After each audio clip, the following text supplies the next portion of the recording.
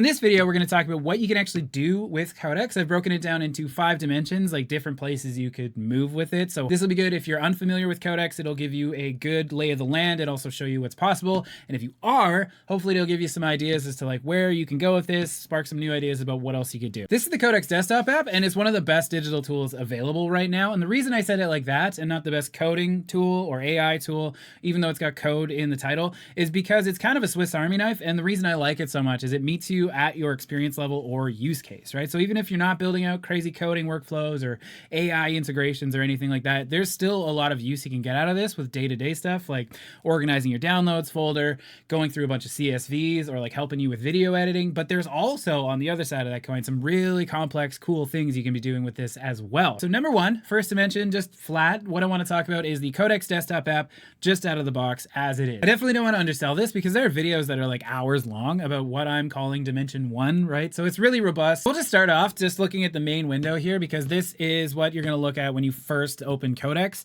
And first things first, we'll go with projects. Codex gives you options as to where you can work, okay? So it'll either start you out in the playground right here, which is kind of an open space where you can do things in isolation, or you can choose a project, right? You can either create a new folder or go with an existing folder. Let's say you want to reorganize your downloads folder or make sure a naming convention in a folder is all followed, right? You would go choose existing folder. Let's go to downloads, pop that open like that. The next thing you're going to look at is your permissions. How should Codex actions be approved? So you can have Codex ask for permissions to do pretty much everything. Whenever it's going to edit a file or create a file, it'll be like, is this okay? The next step down the line is approve for me, which is when it deems a file edit might be dangerous or damaging. So it'll ask before it deletes anything or before it edits any system files or anything like that. Or you give it unrestricted full access to absolutely everything, YOLO mode. And if you're just starting out, I would recommend going with ask for approval so you get a feel for exactly what it's doing, how it works, and that kind of thing, okay? Next thing is you can choose your model. I generally go with the best available model, right? So GPT 5.5. And then reasoning is just the amount of like thinking and reiteration it uses. Easiest way to think about reasoning is just how much depth goes into the response. So light doesn't necessarily mean a bad answer. Essentially, the model just kind of like reasons behind what it says, right? So with light reasoning, it'll be like, is this right? Yes. Okay. With extra high, it's like, is this right? Yes. But I also need to consider blah, blah, blah, blah, blah. So these are just like a sliding scale in a pretty linear way about like how much tokens the model is going to use on the task. So obviously extra high is going to go through your usage a little bit faster. The other variable here is speed. So you can opt for a 50% speed increase, but again, that also costs more usage. Then you just go ahead and tell it exactly what you want it to do. You can use the dictate microphone here. Can you organize this downloads folder by file type? I'd like audio, images, and old app installers in different folders, please. I'd also like markdown files labeled skills in their own folders, please. And then you send it here. And off it goes, right? And then you can see exactly what it's doing, right? Thinking about what to do. One thing I do a lot of with the Codex desktop app in particular is video editing. So what I'll do is I'll give it my raw footage from my phone for shorts or whatever. It'll trim silence. It'll also generate captions and then overlay those for me, which is a huge, huge time saver. I'll just give it a whole folder at a time a lot of the time. You can also set up automations both on your computer and on the internet, but that's leaning towards Dimension 2 a little bit. So for example, with our downloads folder example that we're using there, you'd be like, set up an automation so that at the end of every day, these files are still organized, or renaming, making sure the naming conventions are followed and that kind of thing there. It's really only limited by your imagination because these models are so good at following instructions now, and they have so much previous experience and training in these tasks that as long as you can dictate what it is you want, the doing isn't really a bottleneck anymore. It's super, super impressive. The second thing, the second dimension I want to talk about is instead of just traveling on a straight line with this desktop app on its own, is when you start reaching out to other apps or platforms to do stuff there. I kind of thought of it as the y-axis, which is where the dimension thing comes in, but I thought we left it off in a good spot with the scheduled tasks because if you check it out, they've got templates for you, right? So daily brief, for example, is every weekday morning, see what's on my calendar, check for any important unread emails and anything that needs my attention today. So this actually goes through and you can connect it to your calendar, to Gmail, to Outlook, to whatever, to just tell you exactly what's on your day every single morning. And this is where stuff gets really fun. Okay, so you just go over here to the plugins tab, and this is where you set all of this stuff up. You can go down and just like install your apps, right? Outlook, Notion, Google Calendar, Outlook Calendar. So it doesn't matter if you're on Google or Microsoft Workspace. awesome, right? So it's as easy as go and install, and then you go like continue, you add the things. I don't want you guys seeing my email. So as you install these different things, it'll give you an option to try and chat with some real world sort of use cases, right? So let's just check this Gmail one out where it says, summarize my inbox, draft replies, or process email threads. So now it's got access to my Gmail. I really encourage you to look through and see what they've got here because there's an impressive amount of connections and they're all really practical. It's not like the Pokemon player that you get from Hermes out of the box or anything like that. Like you've got Canva, you've got Vercel, which is huge. I don't know if you guys have ever tried to do anything in Mixpanel for clients or whatever, but that sucks. So this is like massive to be able to get your AI to take care of that. You can connect it to your CRM like HubSpot or Pipedrive for your morning briefing and whatever. Just crazy, crazy practical. The other cool thing is you can bring in your plugins from other platforms, right? So like I've got Claude plugins in here, 220, not too many. I've got too many Claude plugins already like brought in here. So it's really easy to bring in your workflows from Anthropic or Google. Third thing, like 3D, is giving this sucker some depth. And we do that a couple different ways, but the first one I'll talk about, since we're already here, is skills. Skills are repeatable actions, right? Like let's say you're working with these models and you're happy with the output. They're like recipes to get the same sort of result. Okay, so for example, my video editor, right?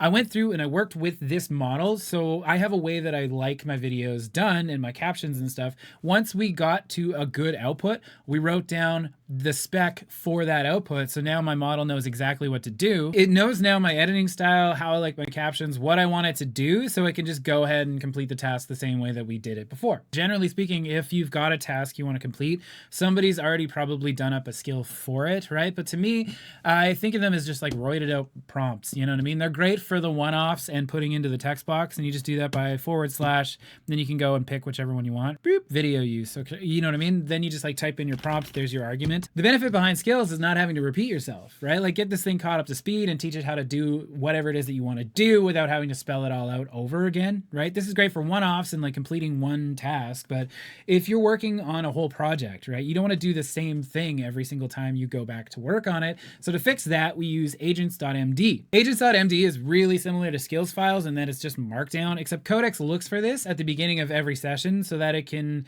get an idea what you're working on. It's like onboarding itself, right? So this is where it gets instructions on how to behave, what you're working on, like personality. It's got the skills and it learns how to use those things. Codex actually made it really easy to get this agents file sorted out. So you just go to your project, right? I'm going to go start from scratch. Let's go new project. That's fine. You just go /init.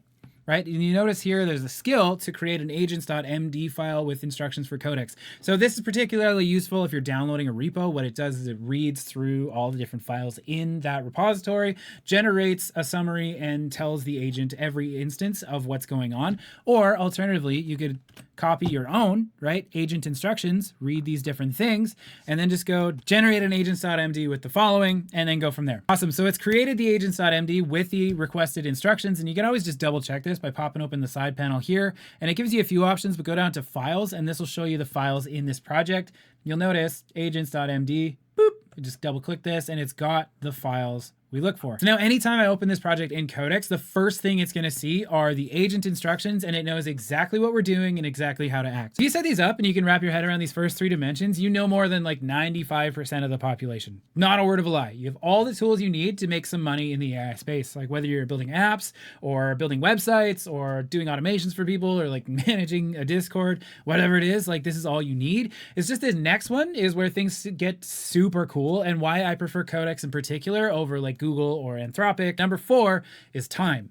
Or runtime. It's persistence. I usually use Codex on my laptop, which is fantastic. I really like it. But like for automations in particular, it's not the best space for those because as soon as I close my laptop, so dies the automation, right? So the solution to that is we take Codex and we put it on the cloud. Right? We take it off our laptop and put it somewhere else where it's running 24/7. I use a VPS and I actually run it in 2 different ways. I've actually installed Codex wholesale on the cloud, and I also use it to power my Hermes agent, which leads me to the absolute easiest sponsor integration of all time, the Hostinger VPS, which is something I use every day. So we'll take a quick sponsor break and then I'll come back and I'll show you exactly what that looks like. To get you started with the exact same setup I use every single day, click the top link in the description or go over to hostinger.com/EMAI Hermes, and we're going to set ourselves up with a VPS. I'm starting off with the Hermes agent because this is actually what I use every day with my Codex subscription, and I talk a little bit more later on in the video. Like I said, I'll leave other Hermes related videos linked here, but for now we'll just get going with this. If you're not familiar with a VPS, it's like a computer you have in the cloud. Very similar to Xbox Game Pass, you know, like you don't have an Xbox but you're borrowing somebody's somewhere else. It's just an always-on computer that Hostinger has provided for us. So like I said, two paths you can go, where you can get the Hostinger managed Hermes agent, where it is zero setup, one click, you sign in with Codex and it gives you the app, which is phenomenal. Or you can go with the Hostinger agent, Hermes agent, pardon, on a Hostinger VPS, where it gives you a little bit more control. Personally, I went with the VPS option because it allows me to do a little bit more later on down the line. I can put on my own apps and host them here, or I can upload my Obsidian vault. It is a little bit more money, but it just comes down to the flexibility. If you're just starting out, definitely start with the managed agent because you will be amazed how much this can do for you. We'll just go through with the VPS plan because that's what I chose for myself. So you click here, choose plan. Don't worry about the price. It's in Canadian dollars. We'll do a little bit better for you too. Okay. So it's going to go with the KVM to computer. That's essentially just what you're renting from Hostinger. And you can choose a period of 1 month, 12 months, or 24 months. Obviously 24 months is the best value. So whichever plan you choose, you can use a coupon code EMAI and save a little bit of money. Boop, there you go. This discount code works for any plan you choose and it's valid for the entire term. The other thing to check out are the add-ons, which are always kind of cool. They do auto daily backup, they do agentic mail. Another thing worth looking at is the ready-to-use AI credits. Since we're using our Codex subscription, this becomes optional, but it's worth looking into, like especially the instant web scraping, that gets handy, okay? So we'll continue on here. Next, it brings you to the payment screen, and you can see we saved about 450 bucks with the link and the promo code, so that's awesome. Once you complete payment, it'll take about 5 minutes to spin up your VPS and you are ready to go. I've done full videos on both of these, so I'll make sure those are linked in the description, but check this out. I've got it set up so that I can run the Codex agent from anywhere. So like if I'm on my tablet, for example, where I don't have a desktop version available, I go to Hostinger, open the terminal, I type Codex, and I've got Codex that I can run from my tablet, for example, which is great. But my absolute favorite and something that's been genuinely helpful for me day to day in all sorts of different aspects is the Hermes agent. If you're not aware, Hermes agent is awesome. It's a self-improving AI assistant that is connected to all your different platforms.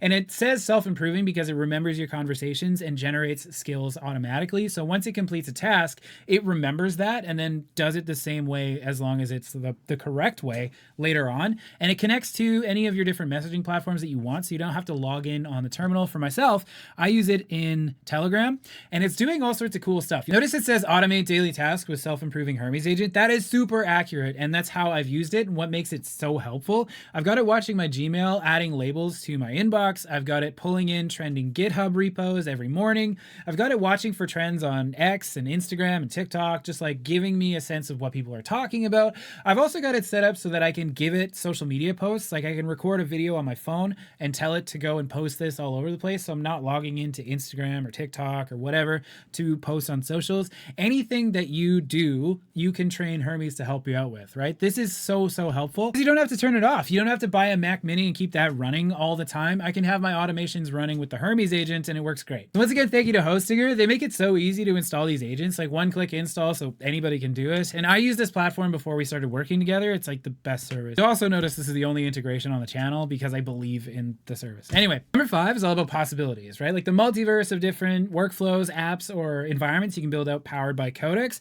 And whether they're local or on a VPS, it doesn't really matter. It's more about you just harnessing this power and putting it in a really tailored environment. So it's less about like opening the app and doing these different things and having an environment that works in a custom way for you or your clients or whatever. And I'll just show you what I mean by that. So here we are in my Obsidian environment. So I click this little rocket ship, boop, and I've got my dashboard here, my creator OS. I'm still working on this, but I wanted to show you the work in progress because I'm building it in Codex with my Pi harness here, and I've got the visualization right here. So you notice I clicked the button, this fires up, and then there are similar workflows inside of this workspace that trigger a Codex command rather than going in and typing in a prompt to Codex itself. For example, I can go to Signals inbox and then Codex. When I click that button, it goes and pulls in Signal from GitHub or Google or whatever.